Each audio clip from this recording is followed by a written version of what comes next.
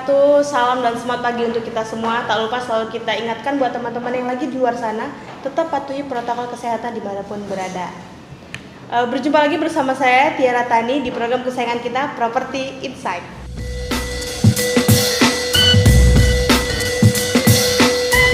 Baik, kalau minggu lalu kita sudah ngobrol banyak bersama agent terbaik Pro Agrimarket Indonesia, Ibu Wenda, yang akhirnya memutuskan Tiara untuk gabung di sini, Pak. Dan hari ini Tiara pakai seragam kebanggaannya Agrimarket Indonesia.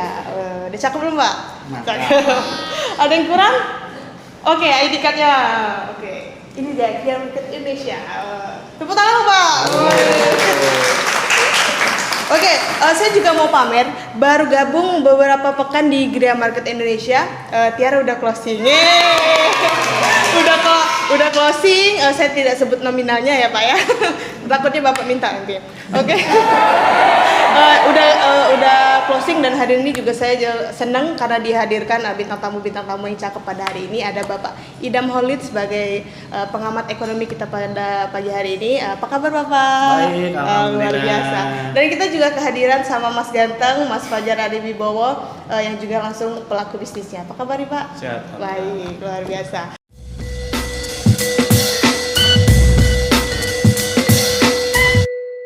Oke, hari ini kita akan berbicara mengenai anak milenial punya bisnis properti. Bidang bisnis yang berkembang itu banyak juga yang melatar belakangnya, termasuk di Kota Palembang, kota yang sedang kita pijaki saat ini, Pak.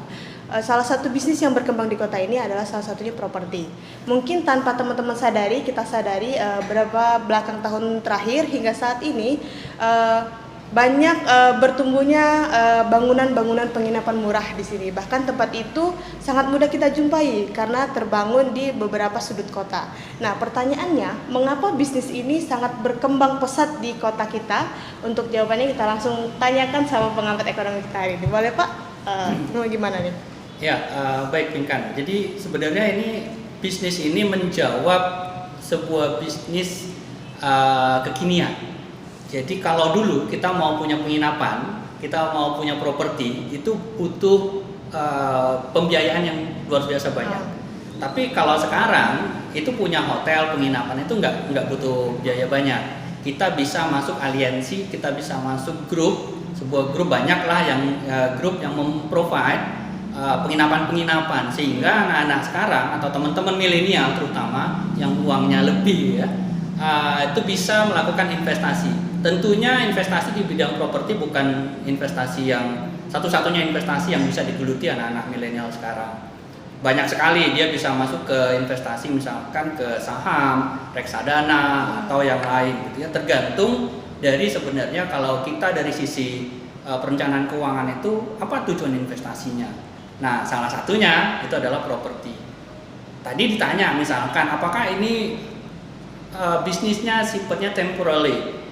Bisnis itu biasanya mengadopsi atau sesuai dengan perkembangan zaman. Jadi ketika zamannya berubah, maka akan terjadi perubahan juga.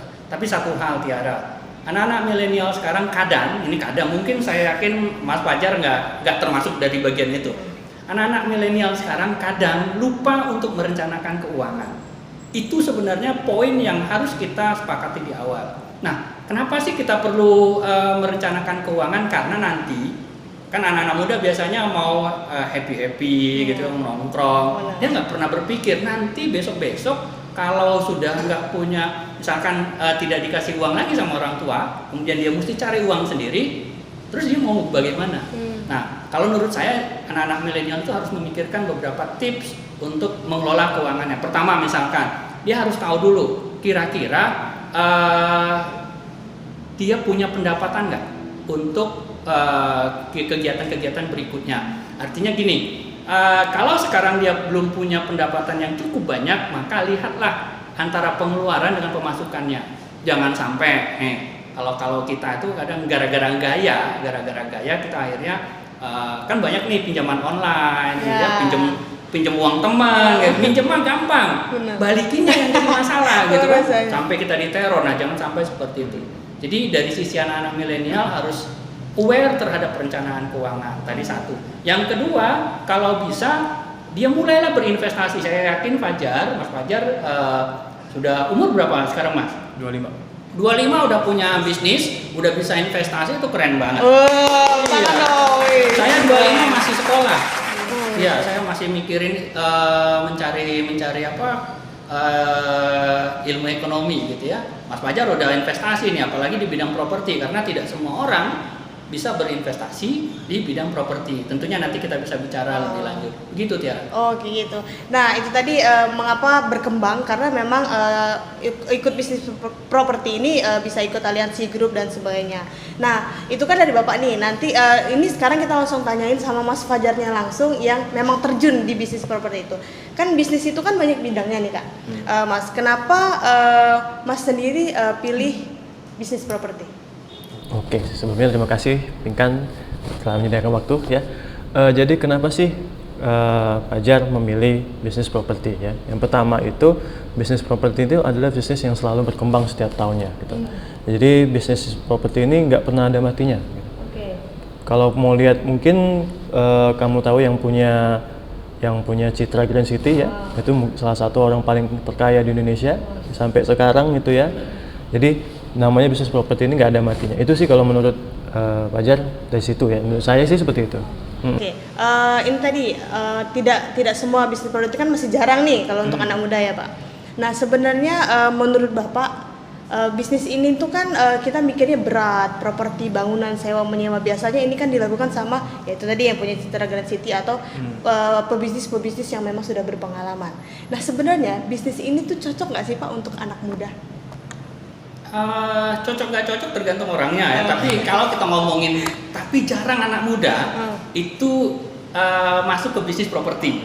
Ya, biasanya anak-anak itu biar keren dia bisnisnya saham. Jadi kalau ditanya punya perusahaan apa bro? Saya punya BCA, walaupun punya sahamnya cuma berapa lot gitu ya. Tapi dia udah ngomong, saya yakin Fajar juga main di bagian itu tuh. Karena dia literasi keuangannya udah luar biasa. Tapi gini Pinkan, kalau ngomongin investasi properti, kadang orang mikirnya bangun gedung, bangun komplek perumahan yang skalanya besar. Tapi orang kadang lupa, bisnis properti itu kan sebenarnya bisa jual, bisa sewa, ya kan? Bisa kemudian beli, ya kan? Kemudian dia juga bisa hal-hal lain yang terkait dengan kepemilikan aset. Nah, aset ini nanti kita bisa kelola, bisa kita jual kembali, bisa kita sewakan atau untuk pakai sendiri. Karena ada satu hal, properti itu biasanya future value-nya, ya future value nilainya yang akan datang itu naik terus. Tadi Fajar udah bilang bahwa harganya akan naik terus. Kenapa ini terjadi? Karena manusia semakin lama semakin bertambah. Jumlah penduduk Indonesia 270 juta sekarang penduduknya. Semua butuh properti, butuh bangunan, butuh tempat bisnis, butuh tempat usaha dan yang lain. Nah mereka butuh itu. Nah properti lah yang sebenarnya mensuplai kebutuhan itu. Pak, sekarang kan ekonomi lagi lesu, ya kan? Kalau kita ngomong gitu kan, ekonomi lagi lesu. Apa iya kita beli properti? Justru ekonomi lagi lesu lah kita beli properti. Kenapa? Harganya lagi turun. Oh gitu. Jadi ketika harganya turun kita beli. Nah ketika nanti ekonomi sudah makin lama makin baik, boleh digunakan untuk bisnis kita atau kita jual. Nah selisihnya itulah sebenarnya keuntungan kita. Jadi kalau orang bilang sekarang ekonomi lagi susah, bisnis properti lesu, justru waktu lesu inilah kita ngumpulin ya, ngumpulin sehingga nanti kita bisa jual. Gitu Pinkan. Oh gitu. Nah kita ke Mas Fajar lagi nih. Sebelum terjun di bisnis properti ini pernah coba bisnis-bisnis lain nggak? Atau belajar jadi properti langsung terjun aja gitu, terserah untung rugi pokoknya terjun atau belajar dulu? Boleh Mas Fajar. Ya, sebelum properti itu saya tuh pertama kuliner dulu. Jadi jualan di kampus ya. Tapi ya mungkin karena pengembangannya kita masih belum tahu, kita masih belajar ya. Jadi terhambat juga ya pengembangannya. Kemudian yang kedua itu ada bisnis passion ya. Coba semua dulu tuh passion tuh nggak kayak sekarang gitu ya. Dulu tuh satu. Jadi kita harus bikin desainnya gitu ya, kita yang marketingnya gitu ya. Dan harus ada minimal pembuatan ininya, passionnya, bajunya gitu ya. Minimal tuh kalau nggak salah 12 gitu. 12 piece gitu.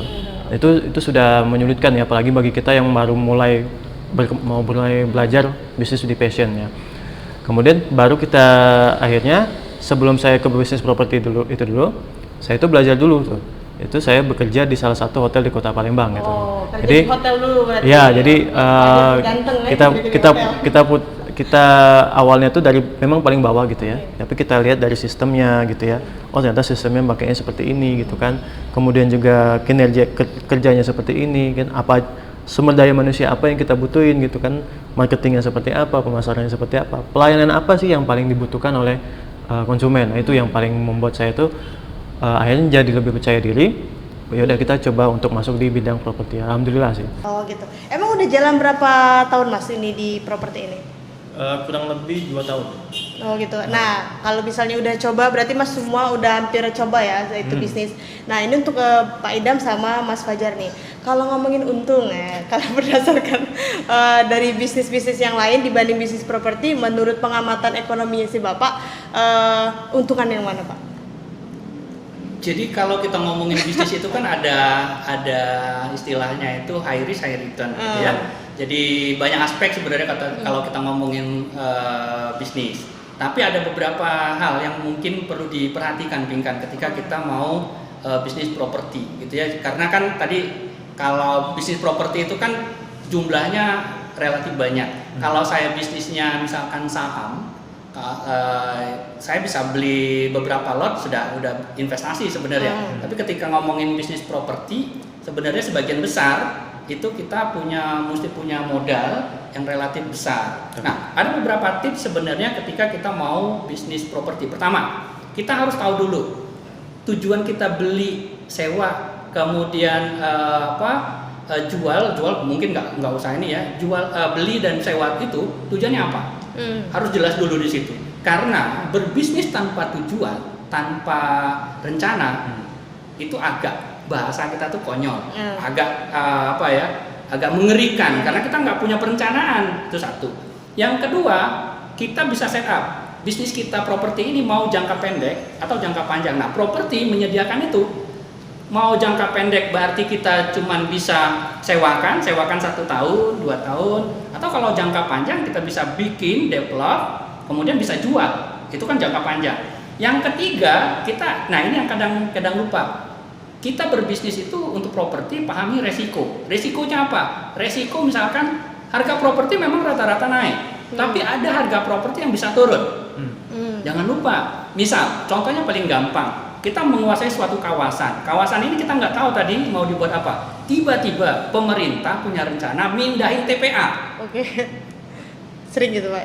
Mindahin tiba-tiba TPA, tempat pembuangan akhir sampah itu ke sana. Saya yakin tuh harga tanah perumahan turun. Nah, artinya kita harus lihat resikonya seperti apa. Terus mulailah dengan hal-hal yang kecil, dari skala kecil. Nggak usah mikir, pengen properti yang besar. Yang kecil aja dulu. Padahal sudah membuktikan tadi salah satunya bisnis properti, penyewaan misalkan tempat penginapan dan yang lain gitu ya. Nah, terus pastikan dokumennya. Nah, ini yang penting nih. Jangan sampai dokumennya itu harus valid. Sekarang kita bisa dibantu sebenarnya. Ada beberapa, mungkin Gria Market Indonesia juga salah satu rekanan yang bisa diajak. Karena ketika masuk ke Gria Market, saya yakin sih di Gria Market itu sudah divalidasi. Benar. Ini benar nggak nih sertifikatnya? Double nggak nih? Sengketa nggak? Nah, ini keuntungan ketika kita bekerja sama dengan agent. Jadi agent itu udah di depan tuh. Kita tinggal masuk di belakangnya. Nah, itu yang beberapa hal mungkin yang harus dipikirkan oleh anak-anak muda, anak milenial ketika mau berbisnis properti. Ada satu hal lagi. Kadang orang bilang bisnis properti itu bisa nggak pakai modal. Nah, sebenarnya bisa Pinkan. Beberapa agen itu menyediakan yang namanya referral program. Jadi kita mereferalkan. Saya nggak tahu apa di Gria Market ada apa enggak. Di Gria Market Indonesia juga sekarang kita juga membuka umum untuk anak-anak muda di sana yang pengen belajar bisnis properti tanpa modal di rumah aja, cukup berdasarkan ilmu informasinya itu udah bisa dapat fee. Nanti gabung nanti kita ajak teman-teman, nanti kita juga tulis di kolom komentarnya untuk teman-teman yang mau daftar. Teman-teman dulu. Oke, lanjut Kak. Kalau misalnya dari kakaknya langsung nih, untungnya lebih gede di mana? Balik lagi ke Kalau yang paling untung sih ya properti sih kalau saya ya. Teman kalau diomongin nominalnya cukup Pak ya. Oh, cukup. Ya, Cukup untuk apa, Pak? cukup buat makan ya, Iya. cukup buat Beli mobil. Mobil. Oh iya, udah masuk akal. tapi bukan Iya. itu bisa juga itu. Oke. Bisa juga karena tergantung kita tujuannya mau jangka pendek, jangka panjang ya, apa yang mau kita capai di hidup ini ya, itu sih yang paling penting. Kalau misalnya bicara kesulitan nih Kak, sudah selama 2 tahun ini ya masih singkat ya, ada nggak sih kendala tiba-tiba pengen mundur gitu atau pengen lanjut di properti ini? Oh itu sering tuh. Sampai sekarang Jadi kalau kesulitan tuh pasti Konsultasi dong.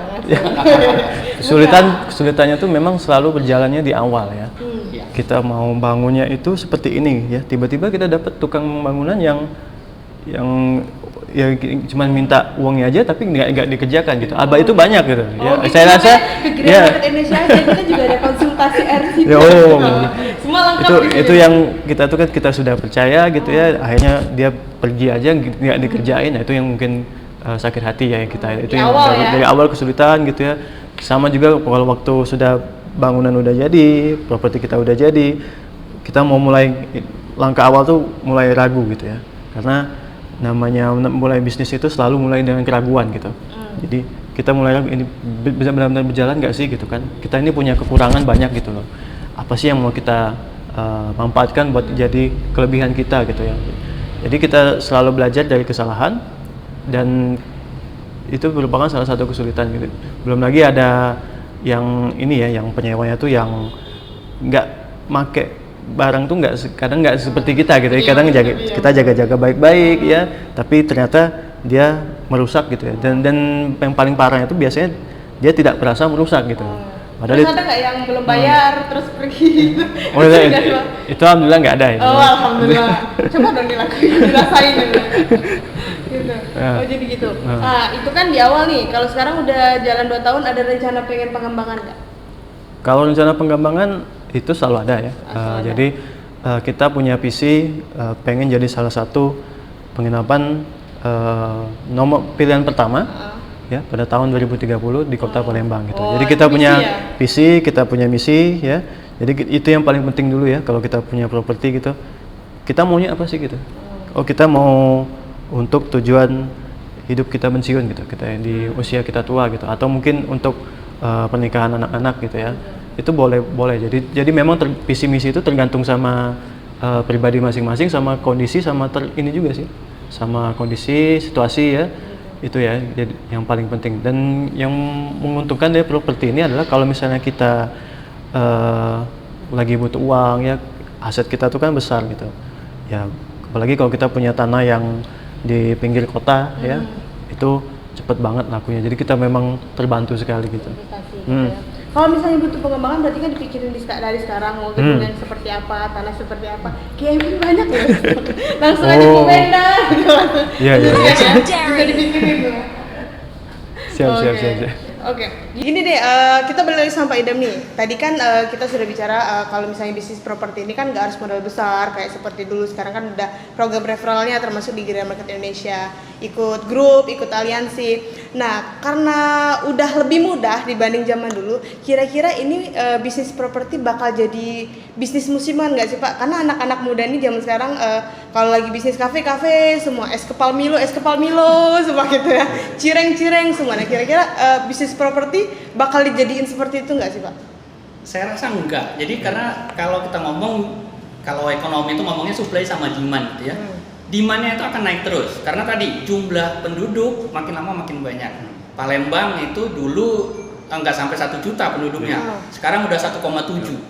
Luar biasa perkembangannya. Event-event banyak nih di Palembang. Butuh penginapan, butuh kalau bisnisnya Mas Fajar gitu kan butuh penginapan. Properti juga kalau perumahan, tempat bisnis.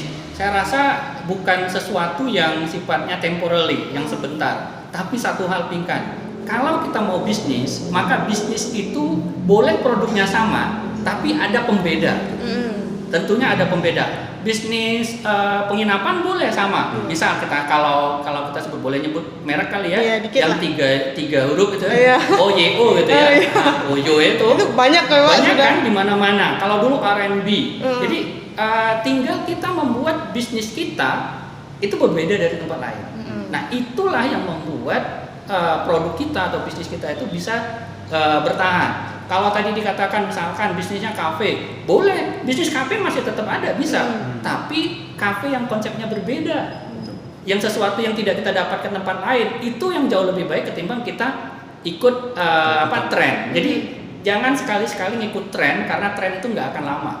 Jadi kalau ngikut tren, kita udah baru naik, orang udah turun.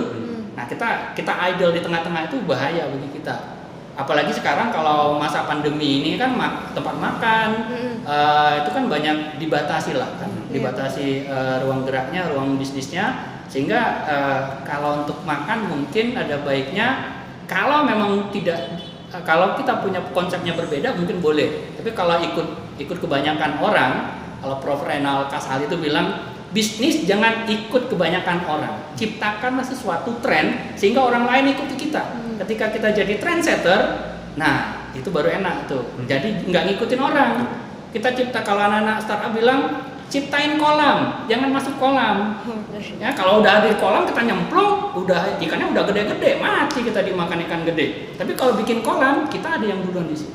Gitu Pinkan. Oh gitu. Jadi memang tipsnya ini tidak mudah-mudahan tidak menjadi bisnis yang musiman ya Pak ya? Mudah-mudahan sih enggak, kalau menurut saya sih enggak. Bener, karena anak muda kan biasanya pengen coba ini, coba itu mensiasatnya gimana sih Pak? Karena banyak loh Pak teman-teman kita yang muda biasanya kafe semua akhirnya drop semua, apalagi musim pandemi banyak banget Pak yang tutup gitu. Nah untuk mensiasati dari pribadinya kita yang mau pengen bisnis kayak itu tuh gimana sih Pak biar nggak naik turun kayak anak muda tuh kayak tergantung mood gitu Pak. Nah jangan di bisnis maksudnya. Iya, anak muda itu tentunya dia punya apa ya, kejiwaan tuh agak labil. Sorry to say. Ini orang-orang labil semua nih.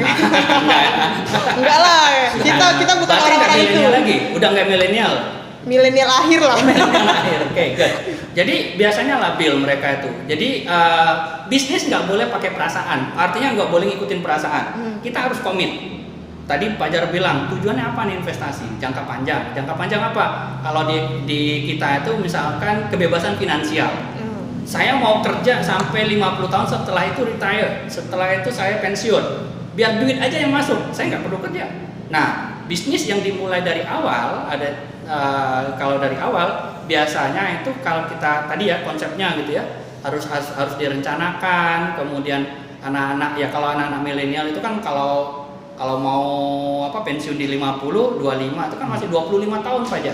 25 tahun untuk bikin bisnis, 50 tahun udah stop. Nikmatin hasil, karena kita nggak mungkin kerja terus gitu kan. Nah harapannya kalau anak milenial sekarang naik turun satu komitmen tadi, ya harus komitmen. Kedua nikmatin proses. Itu yang kadang orang nggak banyak yang mau. Tiba-tiba mau di atas aja. Come on, dia di atas itu naiknya satu-satu nggak bisa, kecuali kita blessing. Tiba-tiba rumah kita ada sesuatu dibeli miliaran, nah itu blessing tuh langsung. Tapi jarang kan. Bisnis adalah proses, nikmatin proses dan komitmen. Saya rasa itu pesan untuk anak-anak milenial kalau mau berinvestasi, mau berbisnis. Oke, makasih Pak. Itu tadi sudah ada tips buat teman-teman yang pengen memulai bisnis dan komitmennya gitu. Nah, saya minta sama Kak Fajar buat kasih kata motivasi dong buat teman-teman di luar sana yang mungkin pengen mencoba bisnis atau mengikuti jejaknya Kakak, masih muda tapi bisnisnya properti. Boleh dikit. Saya punya dua kalimat kali ya. Satu, itu jangan pernah berhenti belajar ya. Karena ilmu itu selalu berkembang, pesaing-pesaing kita semakin bertumbuh, semakin banyak. Jadi jangan pernah lupain ilmu ya, apalagi ilmu yang paling penting itu ilmu atur kelola keuangan kita, ya, cash flow kita, ya, marketing kita, sama juga ajak orang-orang di situ, sumber daya manusianya, kalau bisa yang terbaik ya, yang kita percayain itu. Kemudian yang kedua itu adalah jangan lupa untuk berbagi ke sesama gitu, karena itu merupakan salah satu berbagi rezeki itu merupakan salah satu hal yang mulia ya. Jadi kita tuh bisa berbagi nikmat kepada orang lain. Tuh. Terima kasih Kak Fernando. Luar biasa.